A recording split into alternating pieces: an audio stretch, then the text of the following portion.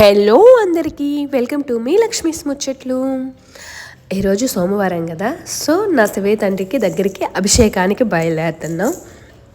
ఏదైనా ఒక వార్త విన్నప్పుడో చదివినప్పుడో అది మనసుకు నచ్చితే మీతో షేర్ చేసుకోవటం అలవాటు కదా. అలానే ఇవాళ పేపర్లో చూసినటువంటి ఒక చిన్ని మాట, వాస్తవాలు గుర్తించి అభిప్రాయాలు మార్చుకోండి. ప్రపంచంలో చాలామంది వాస్తవాలు సాక్ష్యాధారాలను బట్టి కాకుండా భావోద్వేగాల ప్రభావంతో అభిప్రాయాలను ఏర్పరచుకుంటుంటారు. కాబట్టి ఎన్ని వాస్తవాలు తెలిసినా వారి అభిప్రాయాలను మార్చడం కష్టమవుతుంది. మీరు అలాంటి వ్యక్తుల కోవలోకి వెళ్ళకండి. వాస్తవాలు సాక్ష్యాధారాలను బట్టి మనసును మార్చుకునేందుకు సంసిద్ధులుగా ఉండండి. ఈ మాట చెప్తుంది ఎవరో తెలుసా? జూలీ గుర్నర్, పెర్ఫార్మెన్స్ కోచ్ అనమాట.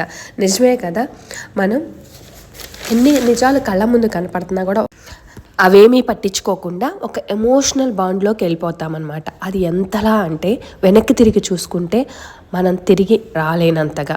సో ఈవిడేం చెప్తుంది అంటే, అలాంటి వద్దు, రియాలిటీలో బతకండి అని. మంచి మాట కదా. దేవరాజ సేవ్యమాన పావనాంగ్రి పంకజం వేలయజ్ఞశూత్రమిందు శేఖరం కృపాకరం నారదాది యోగి బృందవందితం దిగంబరం కాశికాపురాదినాథ కాలభైరవం భజే. కాలభైరవుడు ఆ మహాశివుడికి మరొక ప్రతిరూపం.